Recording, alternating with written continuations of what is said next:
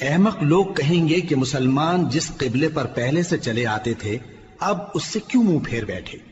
تم کہہ دو کہ مشرق اور مغرب سب اللہ ہی کا ہے، وہ جس کو چاہتا ہے سیدھے رستے پر چلاتا ہے، اور اسی طرح ہم نے تم کو امت معتدل بنایا ہے تاکہ تم لوگوں پر گواہ بنو اور پیغمبر آخر الزمان صلی اللہ علیہ وآلہ وسلم تم پر گواہ بنے۔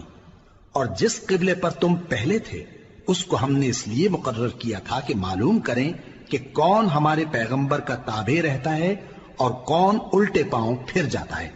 اور یہ بات یعنی تحویل قبلہ لوگوں کو گراں معلوم ہوئی، مگر جن کو اللہ نے ہدایت بخشی ہے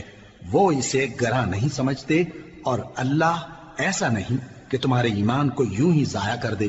اللہ تو لوگوں پر بڑا مہربان ہے، صاحب رحمت ہے۔ اے پیغمبر صلی اللہ علیہ وآلہ وسلم، ہم تمہارا آسمان کی طرف منہ اٹھانا دیکھ رہے ہیں، سو ہم تم کو اسی قبلے کی طرف جس کو تم پسند کرتے ہو منہ کرنے کا حکم دیں گے۔ تو اپنا منہ مسجد حرام یعنی خانہ کعبہ کی طرف پھیر لو، اور تم لوگ جہاں ہوا کرو نماز پڑھنے کے وقت اسی مسجد کی طرف منہ کر لیا کرو۔ اور جن لوگوں کو کتاب دی گئی ہے وہ خوب جانتے ہیں کہ یہ نیا قبلہ ان کے پروردگار کی طرف سے حق ہے، اور جو کام یہ لوگ کرتے ہیں اللہ ان سے بے خبر نہیں۔ اور اگر تم ان اہل کتاب کے پاس تمام نشانیاں بھی لے کر آؤ تو بھی یہ تمہارے قبلے کی پیروی نہ کریں، اور تم بھی ان کے قبلے کی پیروی کرنے والے نہیں ہو، اور ان میں سے بھی بعض کے قبلے کے پیرو نہیں۔ اور اگر تم باوجود اس کے کہ تمہارے پاس علم یعنی اللہ کا حکم آ چکا ہے ان کی خواہشوں کے پیچھے چلو گے تو ظالموں میں ہو جاؤ گے۔ جن لوگوں کو ہم نے کتاب دی ہے وہ ان پیغمبر آخر الزمان صلی اللہ علیہ وآلہ وسلم کو اس طرح پہچانتے ہیں جس طرح اپنے بیٹوں کو پہچانا کرتے ہیں، مگر ایک فریق ان میں سے سچی بات کو جان بوجھ کر چھپا رہا ہے۔ اے پیغمبر صلی اللہ علیہ وآلہ وسلم، یہ نیا قبلہ تمہارے پروردگار کی طرف سے حق ہے، تو تم ہرگز شک کرنے والوں میں نہ ہونا، اور ہر ایک شخص کے لیے ایک سمت مقرر ہے جدھر وہ عبادت کے وقت منہ کیا کرتا ہے، تو تم نیکیوں میں سبقت حاصل کرو۔ تم جہاں ہوگے اللہ تم سب کو جمع کرے گا، بے شک اللہ ہر چیز پر قادر ہے۔ اور تم جہاں سے نکلو نماز میں اپنا منہ مسجد حرام کی طرف کر لیا کرو، بے شبہ یہ تمہارے پروردگار کی طرف سے حق ہے، اور تم لوگ جو کچھ کرتے ہو اللہ اس سے بے خبر نہیں۔ اور تم جہاں سے نکلو مسجد حرام کی طرف منہ کر کے نماز پڑھا کرو، اور مسلمانوں تم جہاں ہوا کرو اسی مسجد کی طرف رخ کیا کرو۔ یہ تاکید اس لیے کی گئی ہے کہ لوگ تم کو کسی طرح کا الزام نہ دے سکیں، مگر ان میں سے جو ظالم ہیں وہ الزام دیں تو دیں، سو ان سے مت ڈرنا اور مجھی سے ڈرتے رہنا، اور یہ بھی مقصود ہے کہ میں تم کو اپنی تمام نعمتیں بخشوں، اور یہ بھی کہ تم راہ راست پر چلو۔ جس طرح من جملہ اور نعمتوں کے ہم نے تمہیں میں سے ایک رسول بھیجے ہیں جو تم کو ہماری آیتیں پڑھ پڑھ کر سناتے اور تمہیں پاک بناتے، اور کتاب یعنی قرآن اور دانائی سکھاتے ہیں، اور ایسی باتیں بتاتے ہیں جو تم پہلے نہیں جانتے تھے، سو تم مجھے یاد کیا کرو، میں تمہیں یاد کیا کروں گا، اور میرا احسان مانتے رہنا اور میری ناشکری نہ کرنا۔ اے ایمان والو، صبر اور نماز سے مدد لیا کرو، بے شک اللہ صبر کرنے والوں کے ساتھ ہے۔ اور جو لوگ اللہ کی راہ میں مارے جائیں ان کی نسبت یہ نہ کہنا کہ وہ مرے ہوئے ہیں، وہ مردہ نہیں بلکہ زندہ ہیں، لیکن تم کو شعور نہیں۔ اور ہم کسی قدر خوف اور بھوک اور مال اور جانوں اور میووں کے نقصان سے تمہاری آزمائش کریں گے، اور صبر کرنے والوں کو بشارت سنا دو کہ ان لوگوں پر جب کوئی مصیبت واقع ہوتی ہے تو کہتے ہیں کہ ہم اللہ ہی کا مال ہیں اور اسی کی طرف لوٹ کر جانے والے ہیں۔ یہی لوگ ہیں جن پر ان کے پروردگار کی عنایتیں ہیں اور خصوصی رحمت بھی ہے، اور یہی سیدھے رستے پر ہیں۔ بے شک کوہ صفا اور مروہ اللہ کی نشانیوں میں سے ہیں، تو جو شخص خانہ کعبہ کا حج یا عمرہ کرے اس پر کچھ گناہ نہیں کہ دونوں کے درمیان چکر لگائے، بلکہ یہ ایک نیک کام ہے، اور جو کوئی نیک کام کرے تو اللہ قدردان ہے، دانا ہے۔ جو لوگ ہمارے حکموں اور ہدایتوں کو جو ہم نے نازل کی ہیں کسی غرض فاسد سے چھپاتے ہیں باوجود کہ ہم نے ان کو لوگوں کے سمجھانے کے لیے اپنی کتاب میں کھول کھول کر بیان کر دیا ہے۔ ایسوں پر اللہ اور تمام لعنت کرنے والے لعنت کرتے ہیں۔ ہاں، جو توبہ کرتے ہیں اور اپنی حالت درست کر لیتے ہیں اور احکام الہی کو صاف صاف بیان کر دیتے ہیں تو میں ان کے قصور معاف کر دیتا ہوں، اور میں بڑا معاف کرنے والا بڑا مہربان ہوں۔ جو لوگ کافر ہوئے اور کافر ہی مرے، ایسوں پر اللہ کی اور فرشتوں کی اور انسانوں کی سب کی لعنت، وہ ہمیشہ اسی لعنت میں گرفتار رہیں گے۔ ان سے نہ تو عذاب ہلکا ہی کیا جائے گا اور نہ انہیں کچھ مہلت ملے گی۔ اور لوگوں، تمہارا معبود ایک ہی معبود ہے، اس بڑے مہربان اور رحم والے کے سوا کوئی عبادت کے لائق نہیں۔ بے شک آسمانوں اور زمین کے پیدا کرنے میں اور رات اور دن کے ایک دوسرے کے پیچھے آنے جانے میں اور کشتیوں اور جہازوں میں جو سمندر میں لوگوں کے فائدے کے لیے رواں ہیں، اور میں جس کو اللہ آسمان سے برساتا اور اس سے زمین کو اس کے مردہ ہو جانے کے بعد زندہ یعنی خشک ہو جانے کے بعد سرسبز کر دیتا ہے، اور زمین پر ہر قسم کے جانور پھیلانے میں اور ہواؤں کے چلانے میں اور بادلوں میں جو آسمان اور زمین کے درمیان گھرے رہتے ہیں، عقل مندوں کے لیے اللہ کی قدرت کی نشانیاں ہیں۔ اور بعض لوگ ایسے ہیں جو غیر اللہ کو اللہ کا شریک بناتے اور ان سے اللہ کی سی محبت کرتے ہیں، لیکن جو ایمان والے ہیں وہ تو اللہ ہی کے سب سے زیادہ دوست دار ہیں۔ اور اے کاش ظالم لوگ جو بات عذاب کے وقت دیکھیں گے اب دیکھ لیتے کہ سب طرح کی طاقت اللہ ہی کو ہے، اور یہ کہ اللہ سخت عذاب کرنے والا ہے۔ اس دن کفر کے پیشوا اپنے پیروں سے بیزاری ظاہر کریں گے اور دونوں عذاب الہی دیکھ لیں گے اور ان کے آپس کے تعلقات منقطع ہو جائیں گے۔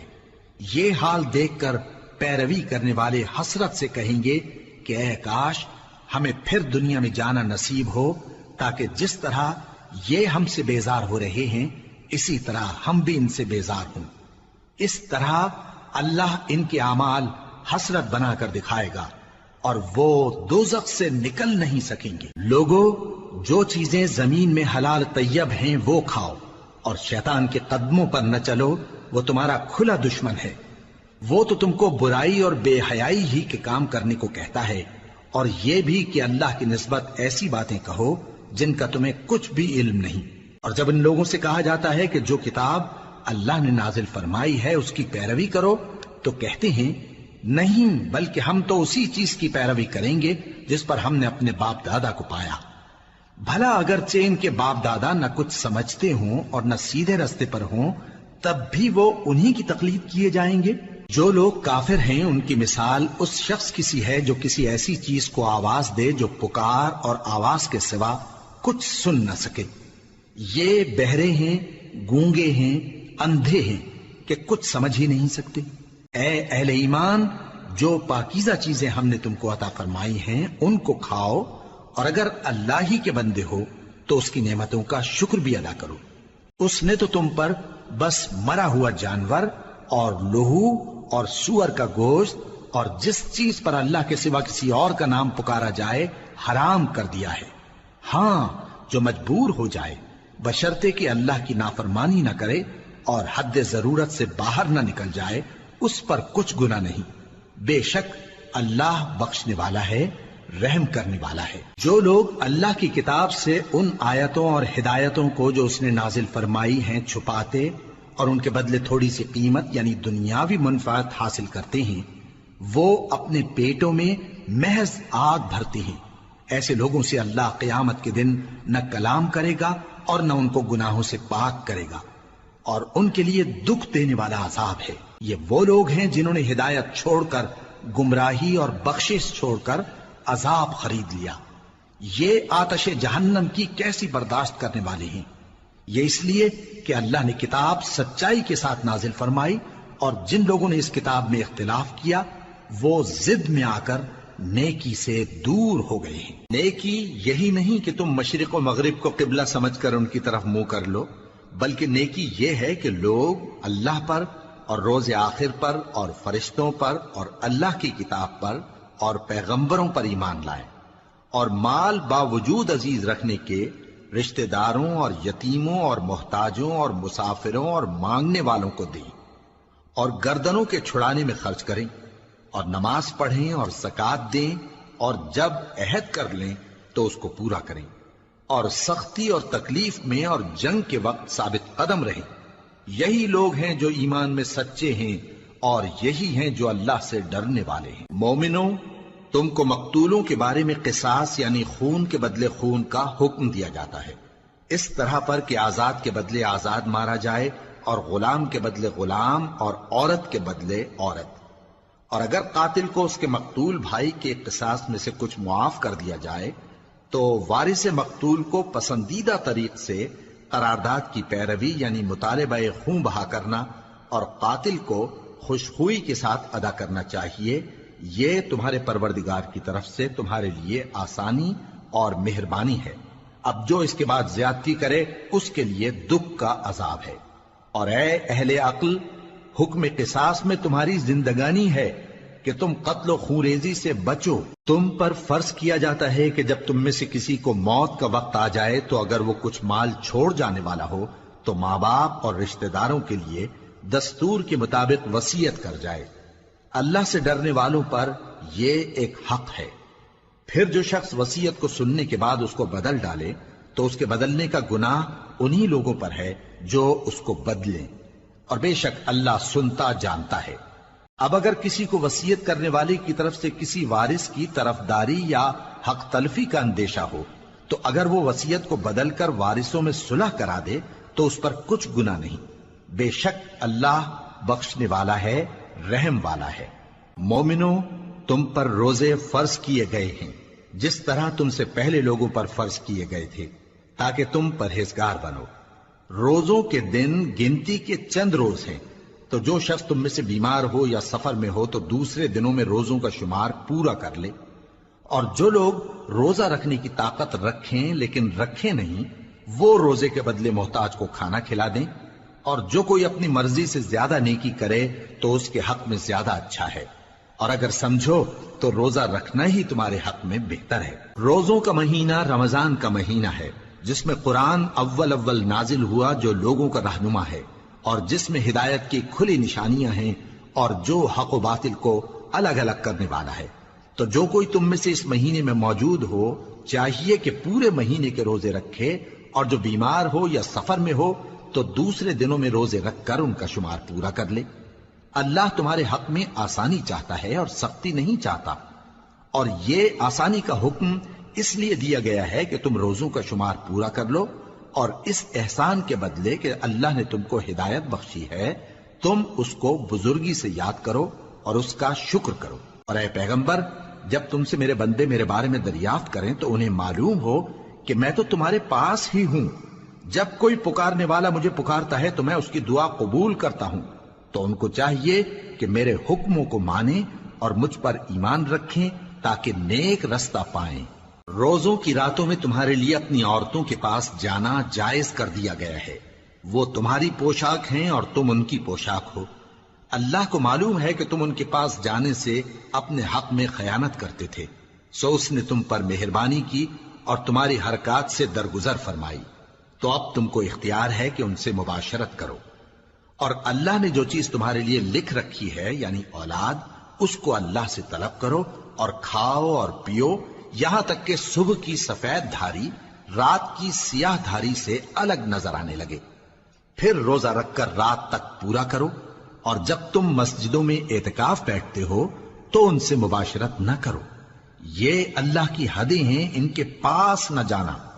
اسی طرح اللہ اپنی آیتیں لوگوں کے سمجھانے کے لیے کھول کھول کر بیان فرماتا ہے تاکہ وہ پرہیزگار بنے۔ اور آپس میں ایک دوسرے کا مال ناحق نہ کھاؤ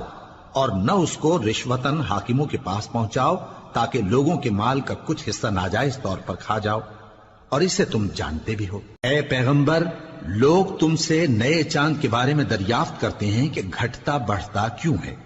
کہہ دو کہ وہ لوگوں کے کاموں کی میعادیں اور حج کے وقت معلوم ہونے کا ذریعہ ہے، اور نیکی اس بات میں نہیں کہ احرام کی حالت میں گھروں میں ان کے پچھواڑے کی طرف سے آؤ، بلکہ نیکوکار وہ ہے جو پرہیزگار ہو،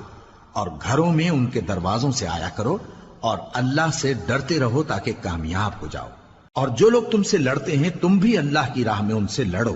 مگر زیادتی نہ کرنا کہ اللہ زیادتی کرنے والوں کو دوست نہیں رکھتا، اور ان کو جہاں پاؤ قتل کر دو، اور جہاں سے انہوں نے تم کو نکالا ہے یعنی مکے سے، وہاں سے تم بھی ان کو نکال دو۔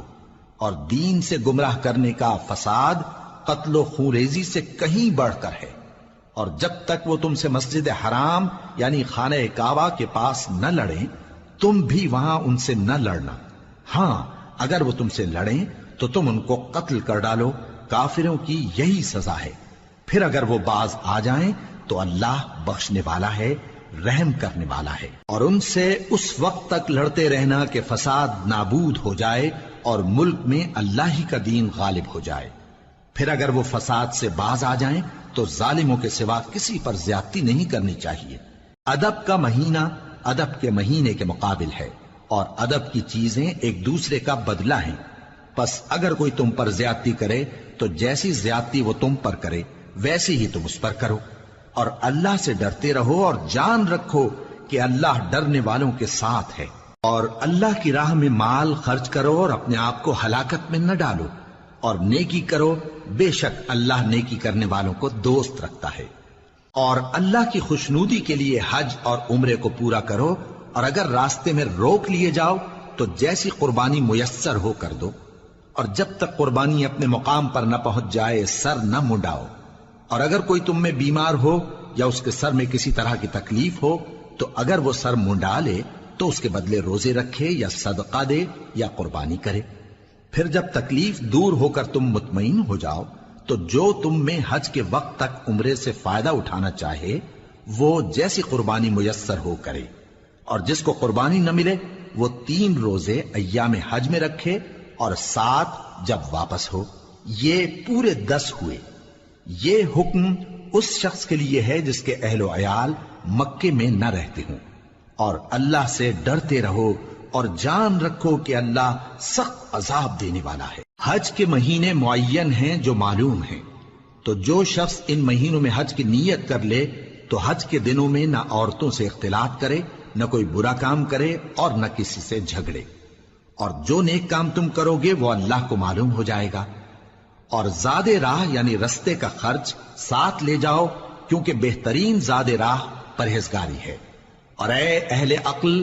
مجھی سے ڈرتے رہو، اس کا تمہیں کچھ گناہ نہیں کہ حج کے دنوں میں بذریعہ تجارت اپنے پروردگار سے روزی طلب کرو۔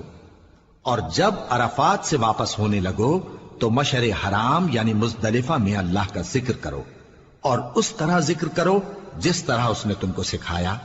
اور اس سے پیشتر تم لوگ ان طریقوں سے محض ناواقف تھے۔ پھر جہاں سے اور لوگ واپس ہوں وہیں سے تم بھی واپس ہو، اور اللہ سے بخشش مانگو، بے شک اللہ بخشنے والا ہے، رحمت کرنے والا ہے۔ پھر جب حج کے تمام ارکان پورے کر چکو تو مینا میں اللہ کو یاد کرو جس طرح اپنے باپ دادا کو یاد کیا کرتے تھے، بلکہ اس سے بھی زیادہ۔ اور بعض لوگ ایسے ہیں جو اللہ سے التجا کرتے ہیں کہ اے پروردگار ہم کو جو دینا ہے دنیا ہی میں دے دے، اور ایسے لوگوں کا آخرت میں کچھ حصہ نہیں۔ اور بعض ایسے ہیں کہ دعا کرتے ہیں کہ پروردگار ہم کو دنیا میں بھی نعمت عطا فرما اور آخرت میں بھی نعمت بخشیو اور دوزخ کے عذاب سے محفوظ رکھیو۔ یہی لوگ ہیں جن کے لیے ان کے کاموں کا حصہ یعنی اجر نیک تیار ہے، اور اللہ جلد حساب لینے والا ہے۔ اور قیام منا کے دنوں میں جو گنتی کے دن ہیں اللہ کو یاد کرو، اگر کوئی جلدی کرے اور 2 ہی دن میں چل دے تو اس پر بھی کچھ گناہ نہیں، اور جو بات تک ٹھہرا رہے اس پر بھی کچھ گناہ نہیں۔ یہ باتیں اس شخص کے لیے ہیں جو اللہ سے ڈرے،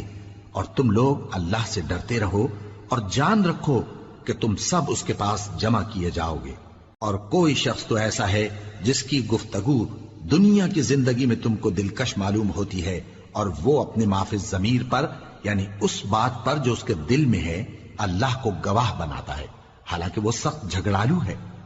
اور جب پیٹ پھیر کر چلا جاتا ہے تو زمین میں دوڑتا پھرتا ہے تاکہ اس میں فتنہ انگیزی کرے اور کھیتی کو برباد اور انسانوں اور حیوانوں کی نسل کو نابود کر دے، اور اللہ فتنہ انگیزی کو پسند نہیں کرتا۔ اور جب اس سے کہا جاتا ہے کہ اللہ سے خوف کر تو غرور اس کو گناہ میں پھنسا دیتا ہے، سو اس کو جہنم کافی ہے اور وہ بہت برا ٹھکانہ ہے۔ اور کوئی شخص ایسا ہے کہ اللہ کی خوشنودی حاصل کرنے کے لیے اپنی جان بیچ ڈالتا ہے، اور اللہ بندوں پر بہت مہربان ہے۔ مومنو، اسلام میں پورے پورے داخل ہو جاؤ اور شیطان کے پیچھے نہ چلو، وہ تو تمہارا کھلا دشمن ہے۔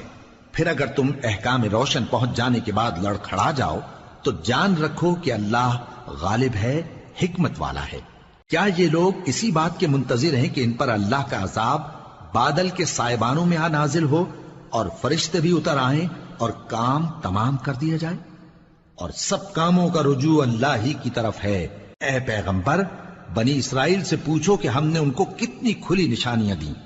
اور جو شخص اللہ کی نعمت کو اپنے پاس آنے کے بعد بدل دے تو اللہ سخت عذاب کرنے والا ہے۔ اور جو کافر ہیں ان کے لیے دنیا کی زندگی خوشنما کر دی گئی ہے، اور وہ مومنوں سے تمسخر کرتی ہیں، لیکن جو پرہیزگار ہیں وہ قیامت کے دن ان سے اوپر ہوں گے۔ اور اللہ جس کو چاہتا ہے بے حساب رزق دیتا ہے۔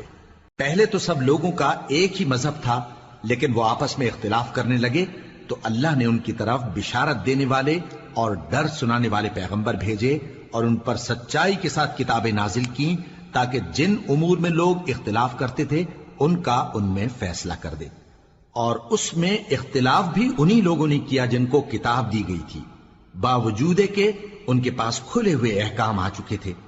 اور یہ اختلاف انہوں نے صرف آپس کی ضد سے کیا۔ تو جس امر حق میں وہ اختلاف کرتے تھے اللہ نے اپنی مہربانی سے مومنوں کو اس کی راہ دکھا دی، اور اللہ جس کو چاہتا ہے سیدھا رستہ دکھا دیتا ہے۔ کیا تم یہ خیال کرتے ہو کہ یوں ہی بہشت میں داخل ہو جاؤ گے، اور ابھی تم کو پہلے لوگوں کی سی مشکلیں تو پیش آئی ہی نہیں؟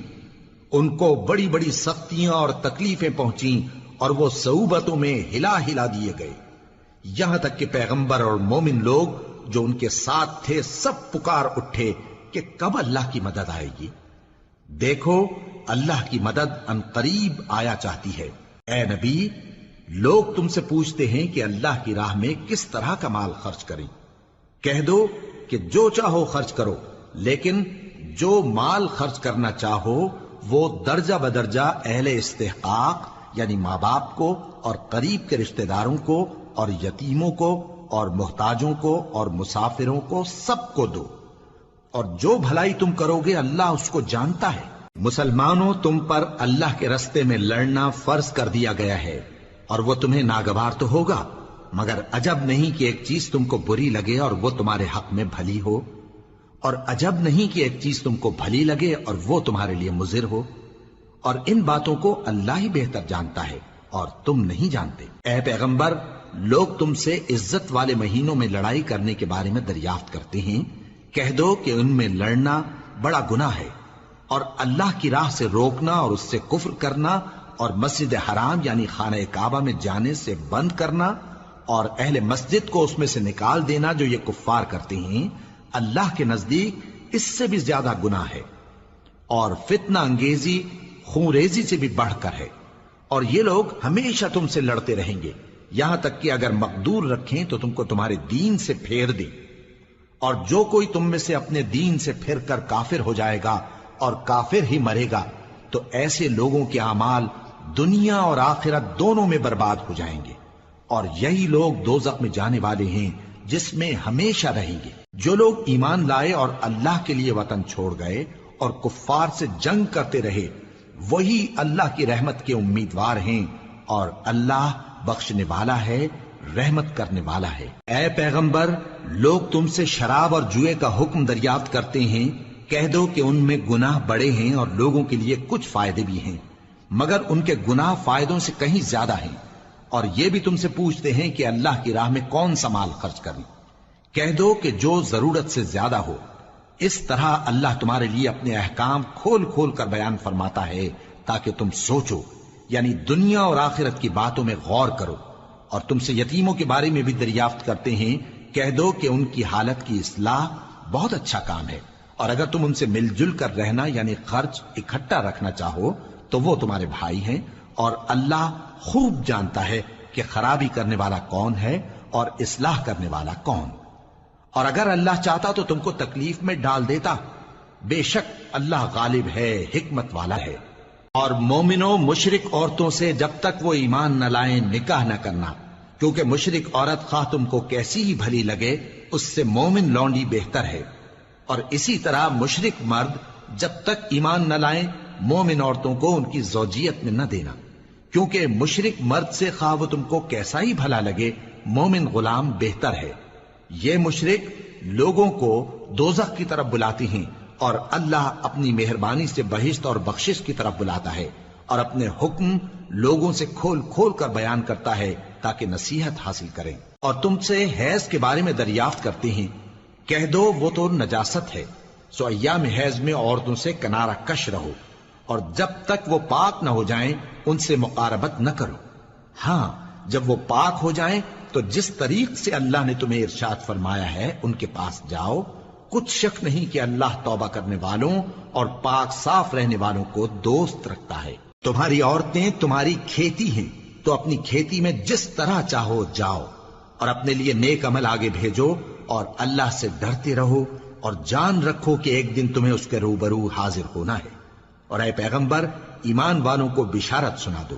اور اللہ کے نام کو اس بات کا ہیلہ نہ بنانا کہ اس کی قسمیں کھا کھا کر سلوک کرنے اور پرہیزگاری کرنے اور لوگوں میں صلح و سازگاری کرانے سے رک جاؤ، اور اللہ سب کچھ سنتا ہے جانتا ہے۔ اللہ تمہاری لغو قسموں پر تم سے مواخذہ نہیں کرے گا، لیکن جو قسمیں تم قصد دلی سے کھاؤ گے ان پر مواخذہ کرے گا، اور اللہ بخشنے والا ہے بردبار ہے۔ جو لوگ اپنی عورتوں کے پاس جانے کی قسم کھا لیں ان کو 4 مہینے تک انتظار کرنا چاہیے۔ اگر اس عرصے میں قسم سے رجوع کر لیں تو اللہ بخشنے والا ہے، مہربان ہے، اور اگر طلاق کا ارادہ کر لیں تو بھی اللہ سنتا ہے جانتا ہے۔ اور طلاق والی عورتیں 3 حیض تک اپنے تئیں روکے رہیں، اور اگر وہ اللہ اور روز قیامت پر ایمان رکھتی ہیں تو ان کو جائز نہیں کہ اللہ نے جو کچھ ان کے شکم میں پیدا کیا ہے اس کو چھپائیں، اور ان کے خاوند اگر پھر موافقت چاہیں تو اس مدت میں وہ ان کو اپنی زوجیت میں لے لینے کے زیادہ حقدار ہیں۔ اور عورتوں کا حق مردوں پر ویسا ہی ہے جیسے دستور کے مطابق مردوں کا حق عورتوں پر ہے، البتہ مردوں کو عورتوں پر 1 درجہ فضیلت ہے، اور اللہ غالب ہے، صاحب حکمت ہے۔ طلاق صرف 2 بار ہے، یعنی جب 2 دفعہ طلاق دے دی جائے تو پھر عورتوں کو یا تو بطریق شائستہ نکاح میں رہنے دینا ہے یا بھلائی کے ساتھ چھوڑ دینا، اور یہ جائز نہیں کہ جو مہر تم ان کو دے چکے ہو اس میں سے کچھ واپس لے لو۔ ہاں اگر زن و شوہر کو خوف ہو کہ وہ اللہ کی حدوں کو قائم نہیں رکھ سکیں گے تو اگر عورت خاوند کے ہاتھ سے رہائی پانے کے بدلے میں کچھ دے ڈالے تو دونوں پر کچھ گناہ نہیں۔ یہ اللہ کی مقرر کی ہوئی حدیں ہیں، ان سے باہر نہ نکلنا، اور جو لوگ اللہ کی حدوں سے باہر نکل جائیں گے وہ گناہگار ہوں گے۔ پھر اگر شوہر 2 طلاقوں کے بعد تیسری طلاق عورت کو دے دے تو اس کے بعد جب تک عورت کسی دوسرے شخص سے نکاح نہ کر لے اس پہلے شوہر پر حلال نہ ہوگی۔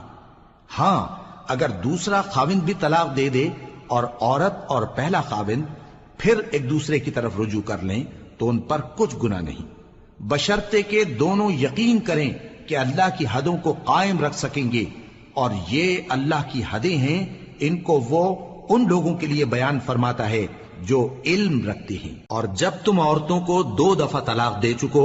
اور ان کی عدت پوری ہو جائے تو انہیں یا تو حسن سلوک سے نکاح میں رہنے دو یا بطریق شائستہ رخصت کر دو، اور اس نیت سے ان کو نکاح میں نہ رہنے دینا چاہیے کہ انہیں تکلیف دو اور ان پر زیادتی کرو، اور جو ایسا کرے گا وہ اپنا ہی نقصان کرے گا۔ اور اللہ کے احکام کو ہنسی اور کھیل نہ بناؤ،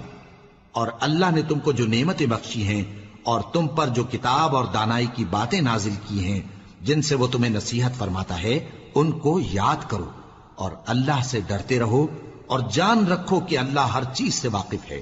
اور جب تم عورتوں کو طلاق دے چکو اور ان کی عدت پوری ہو جائے تو ان کو اپنے شوہروں کے ساتھ جب وہ آپس میں جائز طور پر راضی ہو جائیں نکاح کرنے سے مت روکو۔ اس حکم سے اس شخص کو نصیحت کی جاتی ہے جو تم میں اللہ اور روز آخر پر یقین رکھتا ہے، یہ تمہارے لیے نہایت خوب اور بہت پاکیزگی کی بات ہے،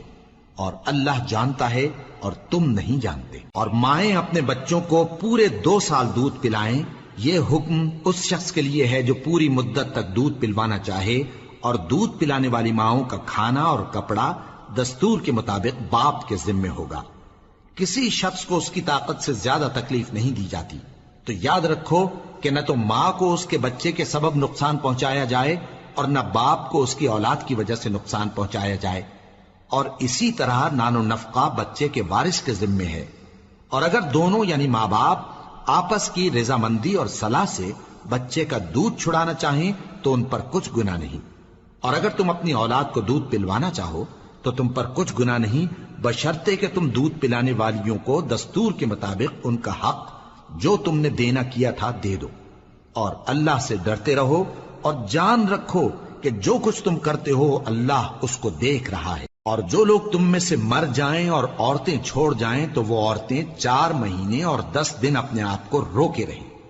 اور جب یہ عدت پوری کر چکیں اور اپنے حق میں پسندیدہ کام یعنی نکاح کر لیں تو تم پر کچھ گناہ نہیں، اور اللہ تمہارے سب کاموں سے واقف ہے۔ اگر تم اشارے کنائے میں عورتوں کو نکاح کا پیغام بھیجو یا نکاح کی خواہش کو اپنے دلوں میں مخفی رکھو تو تم پر کچھ گناہ نہیں۔ اللہ کو معلوم ہے کہ تم ان سے نکاح کا ذکر کرو گے، مگر ایام عدت میں اس کے سوا کے دستور کے مطابق کوئی بات کہہ دو، پوشیدہ طور پر ان سے قول و قرار نہ کرنا، اور جب تک عدت پوری نہ ہو لے نکاح کا پختہ ارادہ نہ کرنا، اور جان رکھو کہ جو کچھ تمہارے دلوں میں ہے اللہ کو سب معلوم ہے، تو اس سے ڈرتے رہو اور جان رکھو کہ اللہ بخشنے والا ہے، حلم والا ہے۔ اور اگر تم عورتوں کو ان کے پاس جانے یا ان کا مہر مقرر کرنے سے پہلے طلاق دے دو تو تم پر کچھ گناہ نہیں، ہاں ان کو دستور کے مطابق کچھ خرچ ضرور دو، یعنی مقدور والا اپنے مقدور کے مطابق دے اور تنگ دست اپنی حیثیت کے مطابق۔ نیک لوگوں پر یہ ایک طرح کا حق ہے۔ اور اگر تم عورتوں کو ان کے پاس جانے سے پہلے طلاق دے دو لیکن مہر مقرر کر چکے ہو تو آدھا مہر دینا ہوگا۔ ہاں اگر عورتیں مہر بخش دیں یا مرد جن کے ہاتھ میں عقد نکاح ہے اپنا حق چھوڑ دیں اور پورا مہر دے دیں تو ان کو اختیار ہے۔ اور اگر تم مرد لوگ ہی اپنا حق چھوڑ دو تو یہ پرہیزگاری کی بات ہے، اور آپس میں بھلائی کرنے کو فراموش نہ کرنا۔ کچھ شک نہیں کہ اللہ تمہارے سب کاموں کو دیکھ رہا ہے۔ مسلمانوں، سب نمازیں خصوصاً بیچ کی نماز یعنی نماز عصر پورے اہتمام کے ساتھ ادا کرتے رہو اور اللہ کے آگے ادب سے کھڑے رہا کرو۔ پھر اگر تم خوف کی حالت میں ہو تو پیادے یا سوار جس حال میں ہو نماز پڑھ لو۔ پھر جب امن و اطمینان ہو جائے تو جس طریق سے اللہ نے تم کو سکھایا ہے جو تم پہلے نہیں جانتے تھے اللہ کو یاد کرو۔ اور جو لوگ تم میں سے مر جائیں اور عورتیں چھوڑ جائیں وہ اپنی عورتوں کے حق میں وصیت کر جائیں کہ ان کو 1 سال تک خرچ دیا جائے اور گھر سے نہ نکالی جائیں۔ ہاں اگر وہ خود گھر سے چلی جائیں اور اپنے حق میں پسندیدہ کام یعنی نکاح کر لیں تو تم پر کچھ گناہ نہیں، اور اللہ زبردست ہے، حکمت والا ہے۔ اور مطلقہ عورتوں کو بھی دستور کے مطابق نان و نفقہ دینا چاہیے، پرہیزگاروں پر یہ بھی حق ہے۔ اسی طرح اللہ اپنے احکام تمہارے لیے بیان فرماتا ہے تاکہ تم سمجھو۔ بھلا تم نے ان لوگوں کو نہیں دیکھا جو شمار میں ہزاروں ہی تھے اور موت کے ڈر سے اپنے گھروں سے نکل بھاگے تھے، تو اللہ نے ان کو حکم دیا کہ مر جاؤ، پھر ان کو زندہ بھی کر دیا۔ کچھ شک نہیں کہ اللہ لوگوں پر مہربانی رکھتا ہے، لیکن اکثر لوگ شکر نہیں کرتے۔ اور مسلمانوں، اللہ کی راہ میں جہاد کرو اور جان رکھو کہ اللہ سب کچھ سنتا ہے، سب کچھ جانتا ہے۔ کون ہے کہ اللہ کو قرض حسنہ دے کہ وہ اس کے بدلے اس کو کئی گنا زیادہ دے گا، اور اللہ ہی روزی کو تنگ کرتا اور وہی اسے کشادہ کرتا ہے، اور تم اسی کی طرف لوٹ کر جاؤ گے۔ بھلا تم نے بنی اسرائیل کی ایک جماعت کو نہیں دیکھا جس نے موسیٰ کے بعد اپنے پیغمبر سے کہا کہ آپ ہمارے لیے ایک بادشاہ مقرر کر دیں تاکہ ہم اللہ کی راہ میں جہاد کریں؟ پیغمبر نے کہا کہ اگر تم کو جہاد کا حکم دیا جائے تو ایسا تو نہیں کہ لڑنے سے پہلو تہی کرو۔ وہ کہنے لگے کہ ہم اللہ کی راہ میں کیوں نہ لڑیں گے جبکہ ہم وطن سے خارج اور بال بچوں سے جدا کر دیے گئے۔ پھر جب ان کو جہاد کا حکم دیا گیا تو چند اشخاص کے سوا سب پھر گئے، اور اللہ ظالموں سے خوب واقف ہے۔ اور پیغمبر نے ان سے یہ بھی کہا کہ اللہ نے تم پر طالوت کو بادشاہ مقرر فرمایا ہے، وہ بولے کہ اسے ہم پر بادشاہی کا حق کیوں کر ہو سکتا ہے؟ اس سے بڑھ کر بادشاہی کے مستحق تو ہم ہیں، اور اس کے پاس تو بہت سی دولت بھی نہیں۔ پیغمبر نے کہا کہ اللہ نے اس کو تم پر فضیلت دی ہے اور بادشاہی کے لیے منتخب فرمایا ہے۔ اس نے اسے علم بھی بہت سا بخشا ہے اور تن و توش بھی بڑا عطا کیا ہے، اور اللہ کو اختیار ہے جسے چاہے بادشاہی بخشے، وہ بڑا کشائش والا ہے، دانا ہے۔ اور پیغمبر نے ان سے کہا کہ ان کی یعنی طالوت کی بادشاہی کی نشانی یہ ہے کہ تمہارے پاس وہ صندوق آئے گا جس کو فرشتے اٹھائے ہوئے ہوں گے، اس میں تمہارے پروردگار کی طرف سے تسلی بخشنے والی چیز ہوگی اور کچھ اور چیزیں بھی ہوں گی جو موسیٰ اور ہارون چھوڑ گئے تھے۔ اگر تم ایمان رکھتے ہو تو یہ تمہارے لیے ایک بڑی نشانی ہے۔ غرض جب طالوت فوجیں لے کر روانہ ہوا تو اس نے ان سے کہا کہ اللہ ایک نہر سے تمہاری آزمائش کرنے والا ہے، جو شخص اس میں سے پانی پی لے گا اس کی نسبت تصور کیا جائے گا کہ وہ میرا نہیں، اور جو نہ پیے گا وہ سمجھا جائے گا کہ میرا ہے۔ ہاں اگر کوئی ہاتھ سے چلو بھر پانی لے لے تو خیر۔ جب وہ لوگ نہر پر پہنچے تو چند آدمیوں کے سوا سب نے پانی پی لیا۔ پھر جب طالوت اور مومن لوگ جو اس کے ساتھ تھے نہر کے پار ہو گئے تو کہنے لگے کہ آج ہم میں جالوت اور اس کے لشکر سے مقابلہ کرنے کی طاقت نہیں۔ جو لوگ یقین رکھتے تھے کہ ان کو اللہ کے روبرو حاضر ہونا ہے،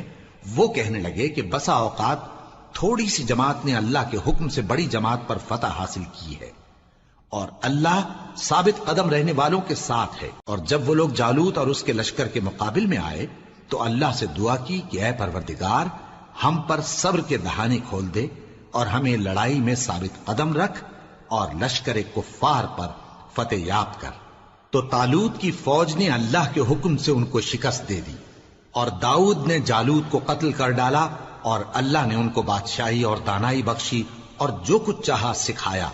اور اگر اللہ لوگوں کو ایک دوسرے پر چڑھائی اور حملہ کرنے سے نہ ہٹاتا رہتا تو کرۂ ارض تباہ ہو جاتا، لیکن اللہ اہل عالم پر بڑا مہربان ہے۔ یہ اللہ کی آیتیں ہیں جو ہم تم کو سچائی کے ساتھ پڑھ کر سناتے ہیں، اور اے محمد صلی اللہ علیہ وآلہ وسلم تم بلا شبہ پیغمبروں میں سے ہو۔